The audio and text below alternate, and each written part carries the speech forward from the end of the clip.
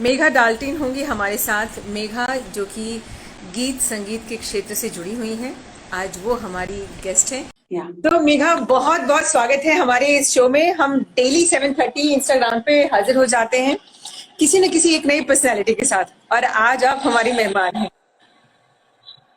तो मेघा जोहार जोहार जोहार। जोहार। तो मेघा, सबसे पहले तो ये बताइए कि जोहार जैसे कि समझ में आ गया कि हम दोनों एक दूसरे को ग्रीट कर रहे हैं, वेलकम कर रहे हैं, लेकिन बहुत सारे ऐसे लोग होंगे जिन्हें शायद जोहार नहीं मालूम होगा। जी। तो जोहार झारखंडी अभिवादन है, जैसे कि हाय हेलो अंग्रेजी वाला, नमस्ते हिंदी वाला। तो ये झारखंड का जोहार था जो कि मुझे बहुत पसंद था, और इसके बहुत सारे मायने थे। खुश रहो जोहार, फिर मिलेंगे जोहार, अलविदा जोहार, मतलब बहुत सारा कुछ जोहार था। तो मुझे बहुत ही पसंद था, ओके। इसलिए मैं भी जोहार को आगे ले आई हूँ। बहुत अच्छा किया। तो ये जोहार के साथ आपका एक बार फिर से स्वागत है। तो मेघा, आप गीत संगीत से जुड़ी हुई हैं, और जी ये मतलब ये हम कहेंगे कि बहुत ही अजीब सी बात है कि हमारे देश में, हिंदुस्तान में, जो लोग बॉलीवुड में गाते हैं उन्हें सब लोग बहुत प्यार से पहचानते हैं, और उनको लगता है कि शायद जो लोग बॉलीवुड में गा रहे हैं वही सफलता का पैमाना है। जी, सही कह रहे हैं आप।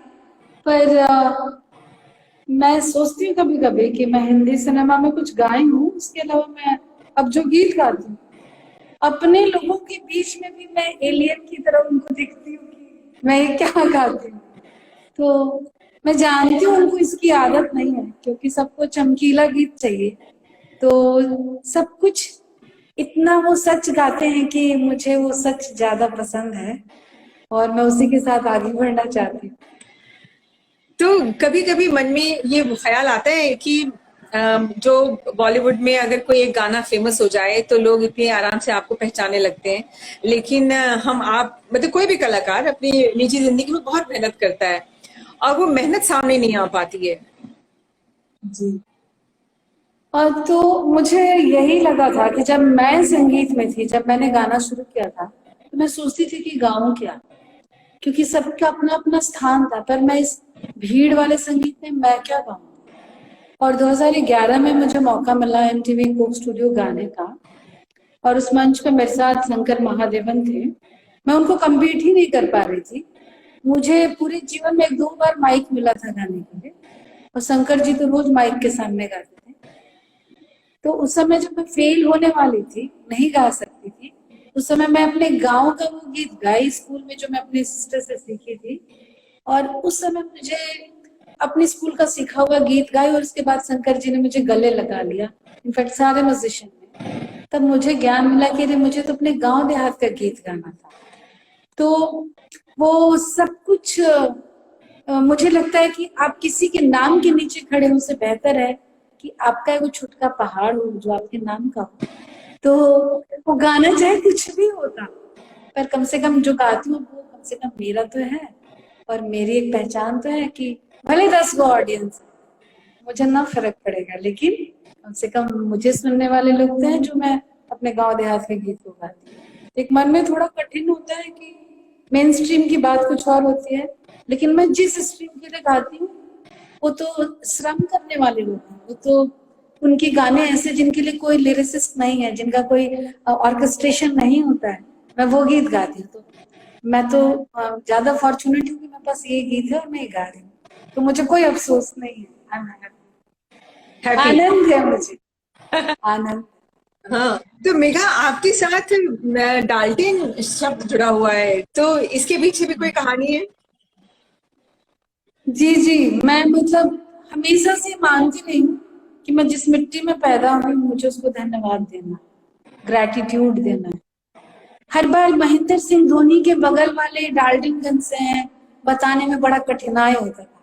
तो हमको लगा कि श्री राम को भी लगता था कि हम अपने गांव देहात के माटी को हर जगह लेकर जाए, हम दुनिया के किसी भी कोने में जाए, पर हम जिस मिट्टी से निकले हैं उसको हम धन्यवाद के बतौर, ग्रेटिट्यूड के बतौर हमने अपने नाम के साथ डाल्टन जोड़ा। तो ये है डाल्टनगंज की। जी मेघा डाल्टन। हाँ, जी। क्योंकि ये बहुत अजीब बात है, मैंने ऐसा इसलिए पूछा मेघा कि हम लोग जब मेट्रो सिटीज में रहते हैं ना, तो हम पीछे जो छोड़ चुके होते हैं छोटे शहर छोटे कस्बे, उनकी तरफ हम लोग का ध्यान नहीं जाता है। मैं भी वहीं पे पली बड़ी हूँ, मैं ये बता सकती हूँ। जैसे कि मिर्जापुर जब सीरीज आई थी, तो मिर्जापुर के बारे में लोगों की एक राय, अच्छा मिर्जापुर ये है जो सीरीज में दिखाया जा रहा था। तो मेरे पापा मिर्जापुर से पढ़े लिखे हैं, तो मैंने सबको बताया कि नहीं यार, मिर्जापुर तो बहुत अच्छा शहर है। और मैंने कई मिर्जापुर की पर्सनैलिटीज को उन दिनों फिर इंटरव्यू किया कि आप बताइए अपने शहर के बारे में, कि जो वेब सीरीज पे या डब्ल्यूटी पे ओटीटी प्लेटफॉर्म पे दिखा रहे हैं, असल में वो नहीं है जो आप रियल में है। तो इसलिए जो छोटे शहर होते हैं कस्बे होते हैं, इनके बारे में हम लोगों को नहीं मालूम होता है डाल्टनगंज। इसलिए मैंने आपको बोला कि भाई बताइए, कम से कम लोगों को पता चले। जी सही है। मतलब मैं डाल्टनगंज की इतनी आभारी हूँ, उसमें भी हिंदी मीडियम स्कूल का, जिसकी वजह से मैं गीत गा पाई, नहीं तो अंग्रेजी पढ़ती तो पता नहीं एमबी उम्बी या किसी सेल्समैन का गर्ल का काम कर रही होती। वो नहीं था, मैं हिंदी मीडियम में पढ़ी, मेरे पास कोई और रास्ता नहीं था, तो मैं इसलिए संगीत को चुनी। और अपने इस छोटे शहर को ही धन्यवाद देती हूँ जो मुझे बचाए रखा बम्बई जैसे शहर में भी। और वापस मैं अपने गांव आ सकती हूँ बिना किसी शर्म के, बिना किसी झिझक के। ये हमेशा मेरे लिए खुला था। पर हम जिन शहरों के लिए हम अपने गांव को नष्ट करके चले गए हैं और अब वापस रास्ता नहीं छोड़ा है, तो उनके लिए तो दुखद है। पर हमारा गांव, हमारा जल जंगल जमीन सबके लिए बातें होती हैं, उस सबके लिए राह खोल के रखा है। इस कोविड-19 में भी हमने देखा। और मैं सबसे यही कहती हूँ कि काम कहीं से भी किया जा सकता है, बड़ा जरूरी है कि हम चीजों को समझें, ताकि जो सब चमकता है वो सब सोना नहीं हो सकता है। और हम शहर को नष्ट करके गांव, मतलब गांव के संसाधन को नष्ट करके जो हम शहर बनाए थे, वो झूठा था। इस कोविड में हमने देखा हमारे जैसे असंगठित मजदूर जिनका जीवन हाशिए पे चला गया, क्योंकि भारत में एक बड़ा तबका है जो हमारे जैसे लोगों का जमावड़ा है, खुदरा बाजार है, कितना कुछ है हमारे यहाँ। हम श्रमिकों का देश था, मेहनत कश लोगों का देश था, गीत गाना भी मेहनत का गीत था। और आप बोलेंगी तो मैं आपको एक झारखंड का श्रम गीत सुनाना चाहूंगी। बिल्कुल बिल्कुल, प्लीज। हाय रे हाय हाय, हाय रे हाय हाय, मोर कटी कान छुटी, निहुरी निहुरी डंडा टूटी रे भूती, मोर कटी कान छुटी। हाय रे हाय, छवा के उठाने पिठे भेटियाड़ी, मुर्गा के पैर सुनी खटिया से उठ गई, देखी से धान कुटी, कुटत कुटत डंडा, कुटत कुटत डंडा, दुखी रे भूती, मोर कती कान छुटी। हाय रे हाय हाय। क्या बात है। तो मेघा, ये जो डाल्टनगंज से जुड़ाव और ये सारी चीजें हैं, तो इसने आपको ग्रो किया है एक तरह से देखा जाए तो। हर जी चीज में कहीं पे भी, चाहे मेट्रो सिटी हो चाहे छोटे शहर हो बड़े शहर हो, हर जगह अपने प्लस होते हैं अपने माइनस होते हैं। और हर जगह का अपना एक कल्चर होता है जिसको लेकर के हम सब आगे बढ़ते हैं और शहर में अपनी पहचान बनाते हैं। तो आदिवासियों के साथ जो आपका जुड़ाव हुआ, उसके पीछे मतलब वो कैसे शुरू हुआ, कैसे आपको ख्याल आया? जी, मैं बम्बई गई थी अपना सपना सच करने। हिंदी संगीत में वहीं पे जीवन था। बड़ा कठिनाई है, मैंने बताया कि बड़ा भीड़ है। तो मैंने एक गीत गाया लेकिन बड़ा फ्लॉप रहा। मैं तो सोची थी कि बस जाते सब कुछ बदल जाएगा, पर कुछ बदला उदला नहीं। और हम ही थोड़े उदास हो गए कि अरे हमारा तो कुछ नहीं हो पाया। और उसके बाद हिंदी थिएटर करने लगी और उससे भी जीवन चल ही रहा था। और उसी दौरान मुझे कोक स्टूडियो मिला, और जब मैं उस मंच पे गाई तो मैं सच में कहती हूँ जैसे मुझे बुद्धत्व मिला कि मुझे तो अपने गांव के गीतों पे काम करना है। 2011 से लेकर 2021 आज 10 साल हो गए।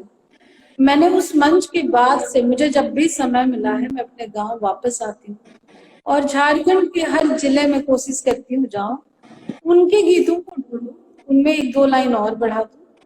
क्योंकि मैंने देखा कि जो अपने झारखंड के गीत है वो बहुत लिखने में बहुत नहीं मिलता, वो वोकल, यहाँ पे बोलने की परंपरा, लिखने की परंपरा, क्योंकि लिखने वाले सारे लोग तो कमाने चले गए, बिल्कुल। है ना, कोड़ा कमाने।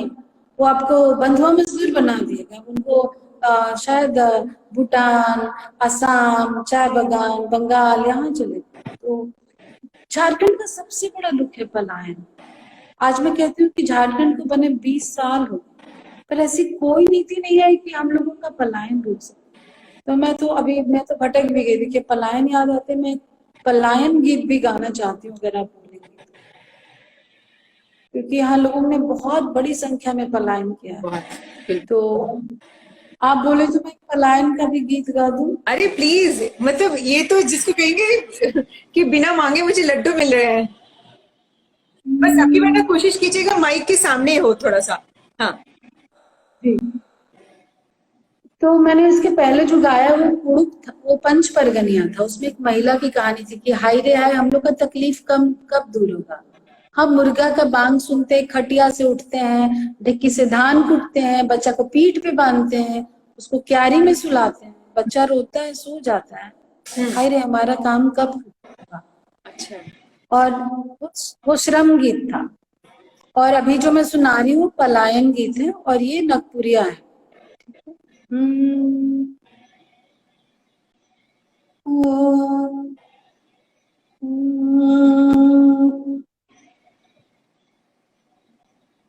चांदो रे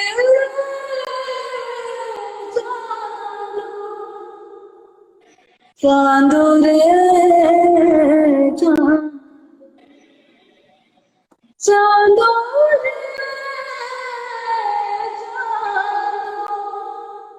चांदो रे कोड़ा मत जब चांदो हमर प्रेम तोड़ी, अरे कोड़ा मत जब चांदो हमर प्रेम तोड़ी। तोर बिना सुना सुना, तोर बिना सुना सुना, कुया मुखर डाड़ी, कोड़ा मत, अरे कोड़ा मत जब चांदो हमर प्रेम तोड़ी। अरे जाबे जहाँ पावे कहाँ हीरा नाग, पावे कहाँ हीरा मोती, ईटा पकड़ दूं, हे चांदो ईटा पकड़ दूं। तोर बिना सुना सुना, तोर बिना सुना सुना, कुया मुकर डाड़ी, कोड़ा मत, अरे कोड़ा मत जब चांदो हमर प्रेम तोड़ी। चांदो रे चांदो रे क्या बात है। तो ये गीत कहता है कि चांदो, तुम कोड़ा कमाने मत जाना, मजदूरी करने। तुम जहां जाओगे वैसा नागपुर राज्य कहाँ से पाओगे। यहाँ का ईटा पत्थर धूल में बच्चा लोग खेल के खुश रहता है। तो तुम मत जाओ कमाने, तुम यहीं रहो। क्योंकि जनरली पति या पत्नी अपना पेट भरने के लिए ईटा भाटा पे बनारस, बंगाल, असम, भूटान, चाय के खेत पे चला जाता है। जबकि हमारा झारखंड बहुत ही समृद्ध है, पर इसके बावजूद भी कुछ घटा हुआ है, क्योंकि नीतियां नहीं है हमारे पास। अगर नीति होगी तो यकीनन हमको कहीं भीख मांगने की जरूरत नहीं, हमें पलायन करने की जरूरत नहीं हो। जी। तो मतलब आपकी बातों से मुझे लगा कि आप गानों के माध्यम से वहाँ की जो बात है वो दूसरों को बताना चाहती हैं, और वहाँ के लोगों को भी जगाना चाहती हैं कि भैया यहाँ सब कुछ है, कहीं जाने की जरूरत नहीं है आपको, है ना। जी। तो ये जो अभी गाया गाना कौन सी भाषा में था ये तो एक फिल्म थी और उसका नाम है लोहरदगा मेल, जिसे आपको हम मेघनाथ दा ने बनाया था। और काफी सराहनीय फिल्म थी, बहुत ही अच्छी फिल्म बनी थी। तो और ये पंच परगनिया में है, मतलब आप इसको सादरी कह सकते हैं, सादरी में गीत है। और बहुत ही कमाल लिखा है लोगों ने, गाया भी बहुत कमाल है। इस गीत को मधु मंसूरी जी ने गाया है, जिन्हें पिछले साल नेशनल अवार्ड मिला है। अच्छा, तो ये जी जो गानों के बोल हैं ये समय के साथ साथ बदलते रहते हैं, तो आपने क्या जी गानों के बोल को बदला है या जैसे गाने थे एज इट इज उन्हें उठा लिया है, क्योंकि अब गाने भी धीरे धीरे लुप्त होते जा रहे हैं जो स्थानीय गीत जी होते हैं। जी। इसका तो नहीं बदला है, पर ऐसे मेरे पास बहुत सारे और गाने हैं जिनकी एक या दो लाइनें मिली हैं, जिनको बाद में मैंने थोड़ा बदल दिया है। और क्योंकि मुझे यही लगता था कि मैं शायद अपने मैंने शायद इसलिए शास्त्रीय संगीत बनारस से सीखा था कि मैं अपने गांव देहात के गीतों को और सुंदर करके गा सकूं, ना कि मैं कोई शास्त्रीय शो कर सकूं, बल्कि मैं अपने लोक गीतों को थोड़ा और सुंदर, थोड़ा चमकीला, थोड़ा ट्यून, थोड़ा लिरिक्स में थोड़ा और चार चांद लगा के मैं कर सकूं। तो यही था, इन इसमें कोई परिवर्तन नहीं किया इसमें। तो क्या आपके आसपास के लोगों को मालूम है आपकी ये बात कि मेघा हमारे लिए क्या कर रही है? यकीनन बहुत सारे लोगों को पता है। मेरे आसपास के, हमारे समाज के लोगों को का अंदाजा नहीं, पर जिनसे मैं गीत सीखती हूँ, मैं मुझे लगता था कि मैं उनको कुछ बता रही हूँ, पर 2-3 साल बाद लगा कि अरे वही मुझे सिखा रहे हैं। मतलब मुझे पहले लग रहा था कि मैं उनको कुछ सिखा रही हूँ, पर मेरा भ्रम एक दिन टूट गया। फिर मुझे लगा कि यही मुझे सिखाते हैं, क्योंकि अभी एनसीपीए में जोहार गांधी बाबा करके हमने एक प्रोग्राम तय किया था, और उस प्रोग्राम में था कि मैं मिनट में गाना था। तो जब मिनट में गाना था, तो मेरे जो साथ के आदिवासी भाई बहन थे बोले, दीदी मिनट में कैसे गीत गाते हैं, मिनट में तुम गीत ना गा पाएंगे। और उनमें एक और जो खास बात ये थी कि वो उनका जो केमिस्ट्री था वो इतना शानदार होता था कि मैं आपको कहती हूँ इस मन से कि हमें उनसे बहुत कुछ सीखने और समझने की जरूरत है। उनका जो आपसी कनेक्शन होता है, बिना बहुत रिहर्सल के भी एक दूसरे से बहुत जैम होते हैं।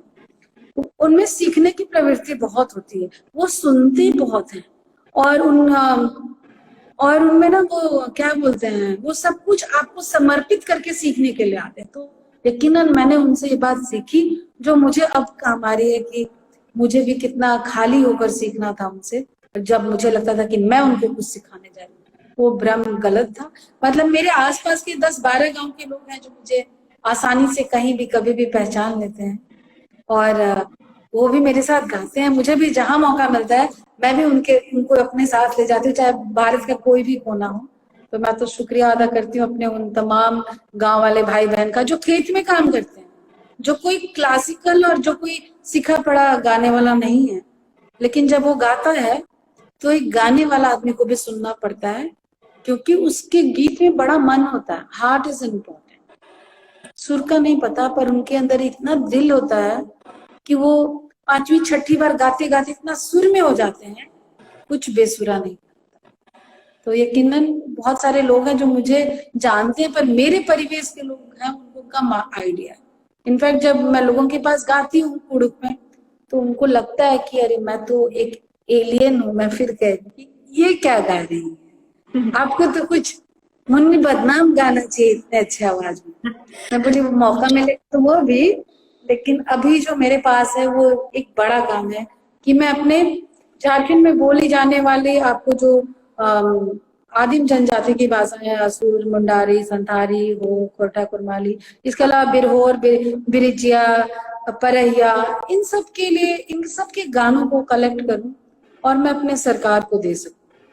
तो सरकार को इसलिए देना चाहती आपका गानों का जो कलेक्शन है वो भी चल रहा है आपका?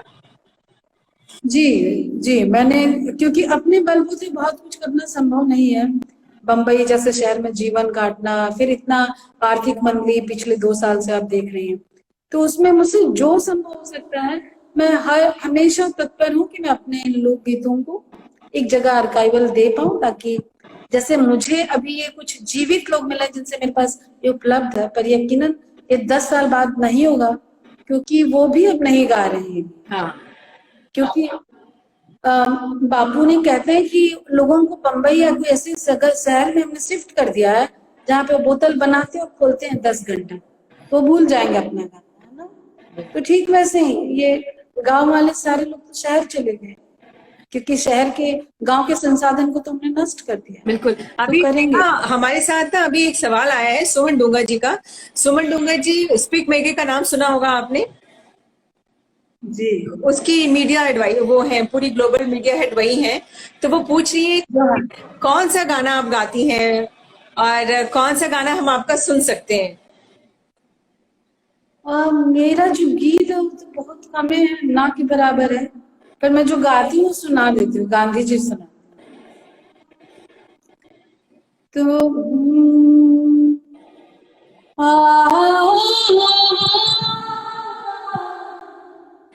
आ,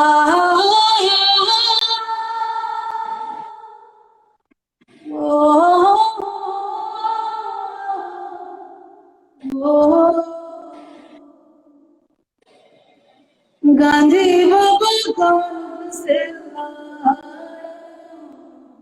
गांधी बाबा कौन से बड़ बड़ सिपाही बंदूक से लड़े, बड़ बड़ सिपाही बंदूक से लड़े, गांधी बाबा कौन से लड़े, गांधी बाबा कौन से वंदे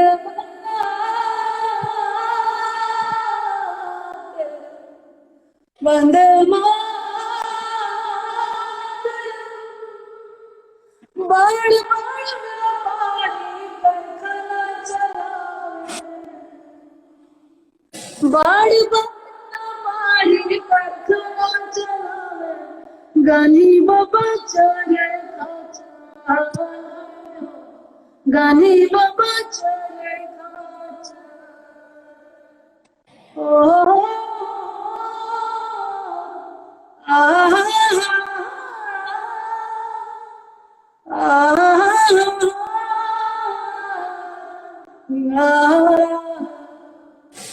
बड़ सिपाही बंदूक से लड़े, गांधी बाबा कौन से लड़े, गांधी बाबा कौन से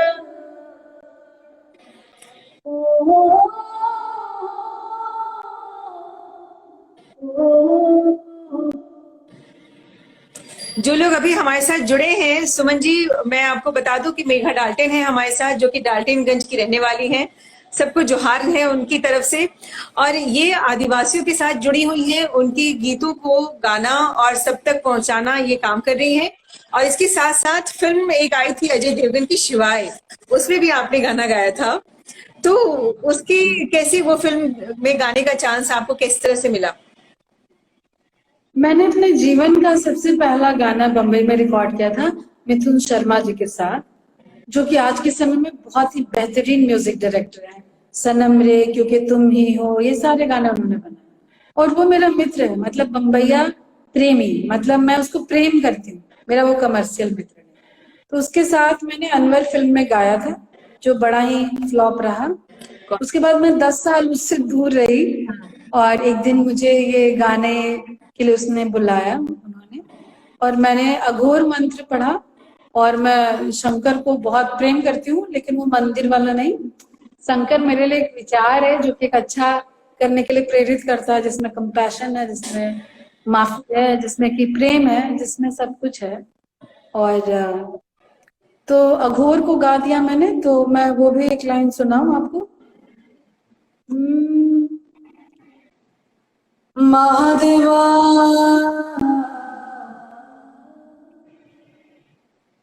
महादेवा महादेवा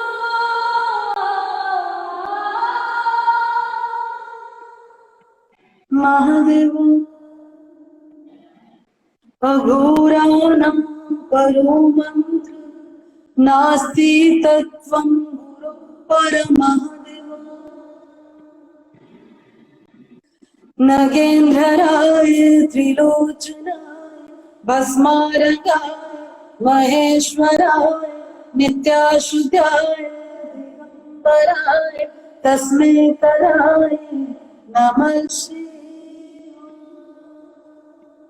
शिव रक्ष मम शिव पाहि मम शिव त्राहि मम महादेव जी त्वं पाहि मम शिव रक्ष मम शिव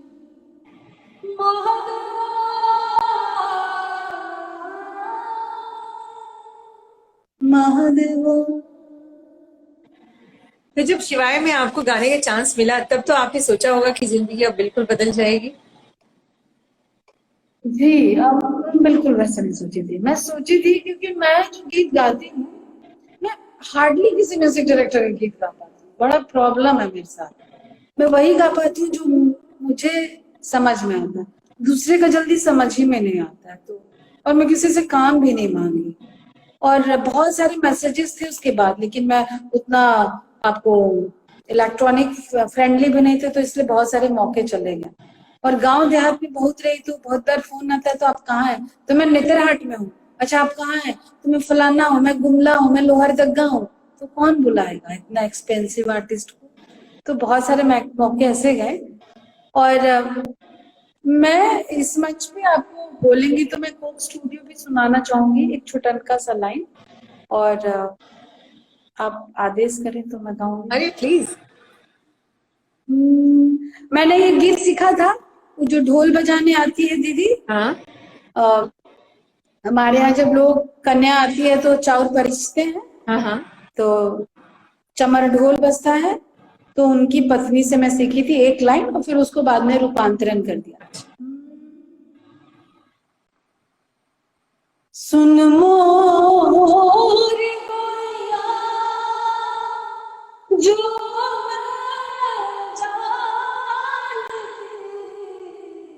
मैं किया गाँव घूमे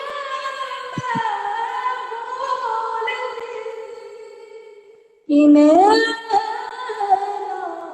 करियो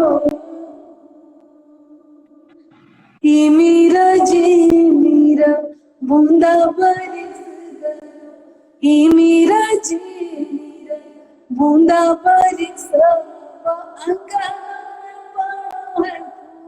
हार रे धीरे धीरे पनिया भर लगा गाँव के गोरी पनिया भर लगा गाँव के गोरियों चुनरी कास धीरे धीरे धीरे धीरे। क्या बात है, वेरी नाइस वेरी नाइस। तो कभी स्टेज शो का मतलब करती हैं आप, जैसे किसी शहर में लोग एक चाहते हैं आर्टिस्ट करते हैं? एक तो मेरा श्रोता वर्ग बहुत कम है, पर इसके बावजूद habitat centre Delhi, NCPA Bombay, मैं अपने आदिवासी गीतों को जब गाती थी तो थोड़ा श्रोता था। पर 2014 में मुझे इसमें गांधी मिला, जो मैंने आपको गा के सुनाया। उस गांधी बाबा के आने से मेरा जो ये आदिवासी संगीत सब कहते थे कि तुम्हारा कौन सुनेगा, और मैं आज आपको ये बात कहती हूँ कि गांधी जब किसी चीज में मिल जाता है तो वो बहुत व्यापक हो जाता है। तो गांधी बाबा के आने से मेरे गीतों में मेरा जो ऑडियंस है वो व्यापक हो गया है, और अब मुझे वो भी सुनना चाहता है जो कोई भाषा नहीं समझता। तो मैं शुक्रिया अदा करती हूँ गांधी को कि उसके आने से बहुत सारे मंच मिले हैं। एनसीपीए मुझे लगता है भारत का सबसे बेहतरीन मंच है, नेहरू सेंटर परफॉर्मिंग आर्ट, और उसके लिए मैंने 2 घंटे का गीत किया है, 2 घंटे का प्रोग्राम किया है। इसके अलावा मैंने कोक स्टूडियो गाया था, इसके अलावा मैंने जी टीवी सारेगामा को लीड किया था एज अ जज। रीजनल था लेकिन मुझे मौका मिला था। तो मुझे इस प्रकृति ने बहुत सारा संगीत दिया है, जबकि मेरे पास संगीत करने का एकदम समय नहीं होता है। बाल बच्चा दुल्हा समाज सब कुछ करते हुए गीत गाना कहाँ संभव है। एक महिला का बर्तन धोते हुए, आटा सानते हुए। मैं अपनी माता जी को शुक्रिया अदा करती हूँ, मेरी अनपढ़ माँ, जिसने मुझे अंतिम 80 के दशक में मुझे गाना सिखवाया था, और मैं जिसकी वजह से 12 फेल महिला आज कहीं भी जाके अपना गीत गा सकती हूँ। और अभी मेरे गीत में गांधी मिला है, तो मैं पूरा भरोसा करती हूँ कि मैं गीत गाकर सब कुछ बदल दूंगी, और बहुत सारा प्रेम बिना किसी को नीचा दिखाए। और गीत मेरे लिए प्रार्थना है, और जब मैं गांधी गीत गाती हूँ तो मैं ऐसा सोचती हूँ कि गांधी बाबा सबसे मिल के आता है, और यही मुझे, मेरे जीवन का यही मिशन है कि मैं लोगों तक, मैं गांधी को पहुंचा पाऊं। और वो रुपया पे छपा हुआ गांधी नहीं, गांधी वो जो कि मन बदल दे, जो कि आपको अभय होने का ताकत दे, जो बंदूक से नहीं डरे, जो किसी जेल से नहीं डरता है, जो किसी किसी के रोके नहीं रुकता है, जो है वो करेगा। और मैं ये भी कहना चाहती इस मन से कि झारखंड में जब मैं गांधी जी खोज रही थी, मुझे बहुत सारे जिंदा गांधी मिले, पेड़ गांधी मिला, नदी गांधी मिला, महिला गांधी मिला। तो हम तो उनसे यही बात पूछा कि तू गांधी को काहे प्यार करता है, तो बोलते हैं बूढ़ा बाबा कि गांधी बाबा हमको नमक दिया था, जीभ का स्वाद दिया था 5 रुपया में, तो उसको कैसे प्यार नहीं करे। तो हमारा गांव देहात का आदमी लोग 100-100 साल का हो गया, वो ये बात को समझता है, पर आज हम इतना कुछ जानने के बाद भी हम युद्ध के पीछे भाग रहे हैं, हम लालच में मरे जा रहे थोड़े से फायदे के। तो मैं इसलिए गीत गाती रहूंगी, और मैं अभी गांधी गाऊंगी क्योंकि कठिन समय है, बहुत उदास है, बहुत निराश है, और बहुत क्रूर हो गया, बहुत अमानवीय हो गया। इसलिए मैं गीत गाऊंगी ताकि जो डेविल है वो भी समझे इस बात को, और अजात शत्रु भी प्रेम करने लगे, और वो भी बुद्धा में तब्दील हो जाए। तो मेरे मेंटर हमेशा कहते हैं कि winter always turns to spring. तो ये कठिन समय है, वो स्प्रिंग में आएगा, भले थोड़ा स्प्रिंग विंटर हमारा लंबा है। और होप इज अ डिसीजन, उम्मीद ही मेरा निर्णय है। और मैं ऐसा इसलिए सोच पाती हूँ क्योंकि यकीनन मुझे वो बुढ़ऊ गांधी बाबा मिलता रहता है, चाहे गीत में मिल जाता है, चाहे गीत में ही, किताब में तो नहीं मिलता। तो मैं आपको भी शुक्रिया अदा करती हूँ कि आपने मुझे गांधी गाने के लिए और बतियाने के लिए बुलाया, और यकीनन मुझे बतियाना ज्यादा अच्छा लगता है गाने से। और झारखंड में कहते हैं कि बोलिए ऐसे कि गा रहे हैं, और चलिए ऐसे कि नाच रहे हैं। क्या बात है, बोलिए ऐसे कि गा रहे हैं, चलिए ऐसे कि जी नाच रहे हैं। जी। वाह। और रामदयाल मुंडा जी कहते थे कि जे नाची से बाची, जो नाचेगा वही बचे, नहीं तो कोलेस्ट्रॉल, बीपी, शुगर, फलाना डिमाका सब हो जाएगा। क्या बात है, और मैं एक खेल गीत भी गा सकती हूँ, हमारे पास समय है? बिल्कुल समय है, सारा समय, बहुत समय, आप प्लीज कैरी ऑन। जी। के हुक्म दिया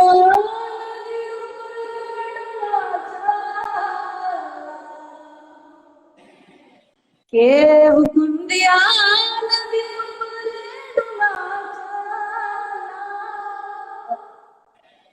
हिले ला नदी किनारे, अरे हिले ला नदी किनारे,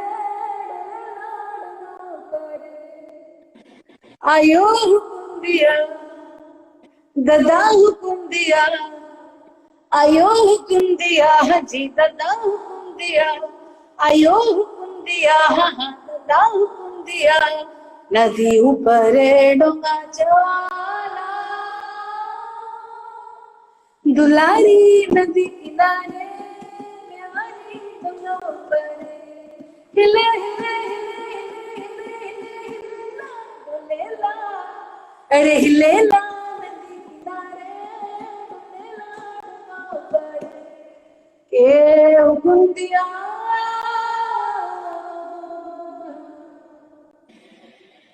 क्या बात है। तो मेघा, जब मतलब बाद में फिर और फिल्मों में गाने के बारे में आपने सोचा नहीं कि क्या हुआ फिर उसके बाद?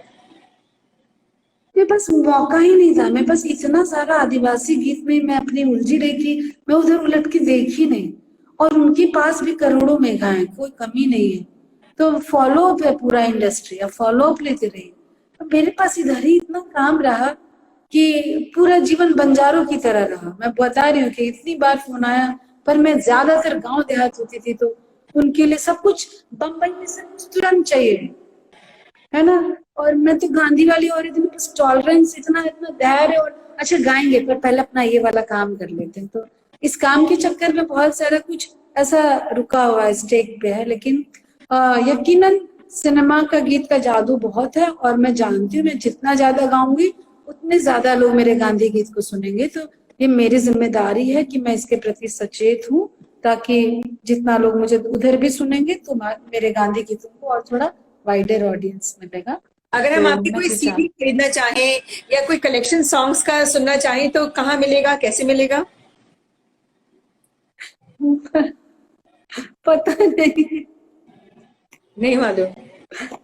नहीं मालूम। अच्छा ठीक है, तो ये तो हो पर सकता है ना कि मैं मेघा को बुलाऊं कहीं पे, आइए मेघा दिल्ली में या आइए और गाना गाइए। जी बिल्कुल, यकीनन आप बुला सकती हैं। और मैं जाते जाते मैं बा का भी गीत गाना चाहती हूँ, क्योंकि बापू बिना बा का तो था ही नहीं, जब ये है बापू ना। की तो बात आप करती हैं तो जो हमारे बाकी सुनने वाले हैं वो क्या समझे, ये कौन सा बापू है? जो नोटों पे होते हैं, जो विचारों में होते हैं, कौन से वाले बापू की बात है ये? बापू वही है जिसने मुझे वो नमक का स्वाद दिया है, जीभ का स्वाद दिया है, वो वाला बापू। और वो वाला बापू जिसने मुझे आज 21वीं सदी में चरखा चलाने के लिए प्रेरित किया है, क्योंकि मैं जीवित रहना चाहती हूँ, क्योंकि मेरे बच्चे भी जीवित रहें, इसीलिए वो वाले बापू को मैं याद रखना चाहती हूँ। नोट वाला बापू से खरीदा जा सकता है बहुत कुछ, यकीनन आनंद नहीं खरीद सकते आप। आपको जो आनंद है ना, आपको जो 2 रोटी खा के भी आनंद है, वो आपको यकीनन चरखा काट के ही आनंद आने वाला है। और चरखा को मैं मेटाफर के बतौर इस्तेमाल करती हूँ कि हम अपने जीवन में अर्थली डिजायर्स और एनलाइटनमेंट का मतलब समझे कि हमको 4 BHK घर इसलिए चाहिए था क्योंकि मेरे गांव देहात से कोई आए, उसको रहने के लिए हम अपना घर दे सकें। उसका रीजनिंग हम ऐसे समझते हैं। तो यकीनन बापू वही है जो मुझे वैचारिक तौर पे मजबूती देता है। और नोट वाला बापू भी जरूरी है, जीवन कठिन हो जाता है उसके बिना। तो जी। लेकिन तो मैं बापू का एक गीत जाते हुए सुनाना भी चाहती हूँ। ऐसे बहुत सारे गीत हैं बापू वाले, पर मैं कौन सा सुनाऊं, मैं ये सोच रही हूँ, रघुपति राघव सुना दूं या वो आपको बा अच्छा वाला लगता हो। सुना। रघुपति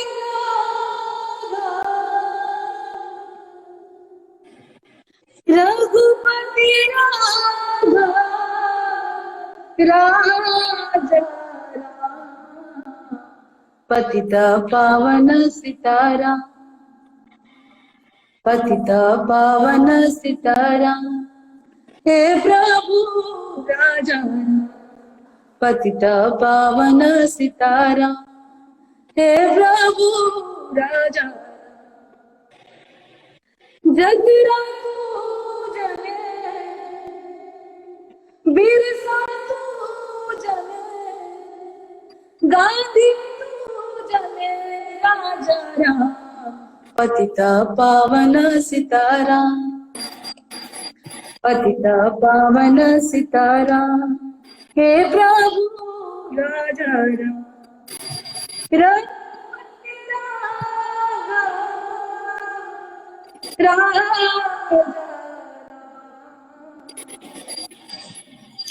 मेघा, आपके लिए फरमाइश आई है मोना कौशिक की, जो कि बुल्गारिया में रहती हैं, वहां पे देवम फाउंडेशन है उनका। वो कह रही है कि बा वाला गीत भी सुना दीजिए, वो भी एक हो जाए। ठीक है, तो बा का गाना आपको सुनाती हूँ।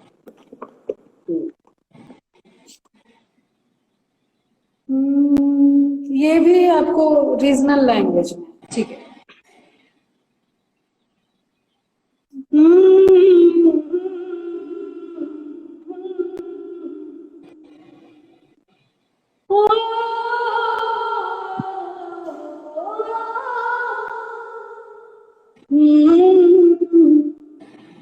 कस्तूरबा दीदी आयो हमर, कस्तूरबा दीदी आयो हमर हरियर कोमल पतला, कस्तूरबा दीदी आयो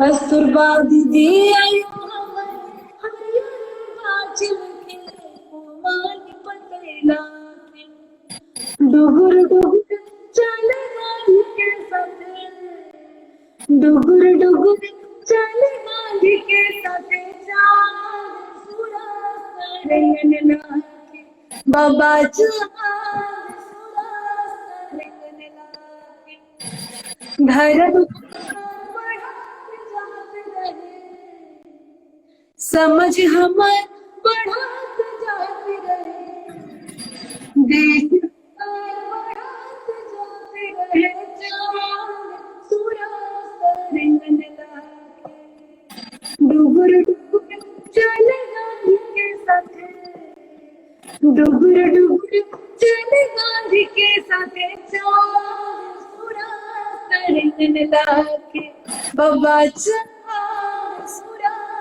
रंगन लागे ओ ला ला ला ला ला ला ला क्या बात है। ये देखिए आपकी जादू का, आवाज का जादू है कि अभी जर्मनी से, फ्रैंकफर्ट शहर से डालिया ब्लाउज जो कभी नहीं आती मेरे शो में, आज वो भी आ गई हैं। उन्हें समझ में कुछ नहीं आया होगा आई एम श्योर, लेकिन वो जुड़ी हुई है और आपको सुन रही है। इसी को कहते हैं संगीत का जादू। मेघा बहुत अच्छा लगा, और ये ऐसा लग रहा है कि मतलब बातें हम लोग करते चले जाएं, आप गीत सुनाती चली जाएं, इससे अच्छा और क्या हो सकता है भला। थैंक यू सो मच, मुझे सच में बहुत अच्छा लगा। Wish you all the best. और आपने जो भी फ्यूचर आपने प्लान किया हो, जो भी आपने सोचा हो, वो सब बाबा जी पूरी करें। जी, और मैं एक बात और कहना चाहती हूँ कि मोर टूटे न चरखा के साथ चरखवा चालू रे मोर टूटे न चरखा के साथ चरखवा चालू रे गांधी बाबा नेग मांगे गांधी बाबा नेग मांगे और दहेज में मांगे सुराज चरखवा चालू रे मोर टूटे न चरखा के तार चरखवा चालू रे। क्या बात है, मतलब लग रहा है तालियों की गड़गड़ाहट में अकेले यहाँ से प्ले कर दूं। बहुत बहुत शुक्रिया, और इस वादे के साथ कि हम लोग फिर से मिलेंगे। जी जोहार, जय जगत, लव जोहार। Thank you.